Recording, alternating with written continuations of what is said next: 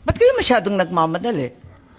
We are going, unang-una ma'am, ang reglementary period, mamalasin naman kami pag hindi namin ginawa ang trabaho Bakit? namin. Anong reglementary period? Anong period yun? The Article Dahil 125 sinabi na nga ni Executive Director sa ating PCTC, na diffusion lang naman yun eh. Wala nga commitment pinag-uusapan dun eh. Wala nga red notice, pambira eh. There is a warrant. Takal-takal na ni Arnie Tevez eh. Wala pa rin, di ba? Ba't kayo nagmamadali? Ano yung reglementary period mo? May I refer you to the SOJ, ma'am, if the SOJ wants to answer that. Hindi ba pwede kayo na muna? Mauna lang kayo, tapos si SOJ. Pwede? Okay, ma'am. Okay.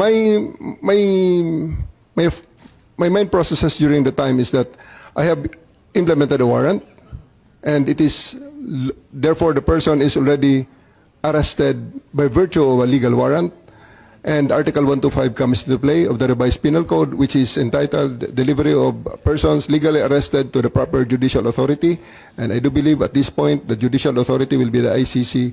Therefore, I have to abide with that Article 125 of the So revised inaamin penal mo code. warrantless arresto.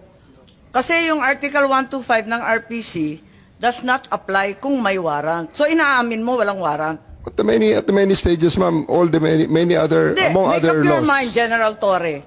Warrantless arrest ba to o may warrant? Kasi ang liwanag naman ng Article 125 eh, ng revised penal I do code. believe that I have a warrant at this time. I just don't want to be... Hindi walang reglementary period.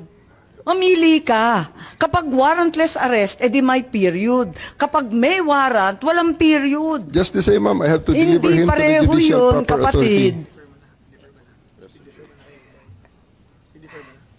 Hindi magkapareho yun. The reglementary period only comes into play when there's a warrantless arrest in accordance with Article 125 of the revised penal code. Di po ba?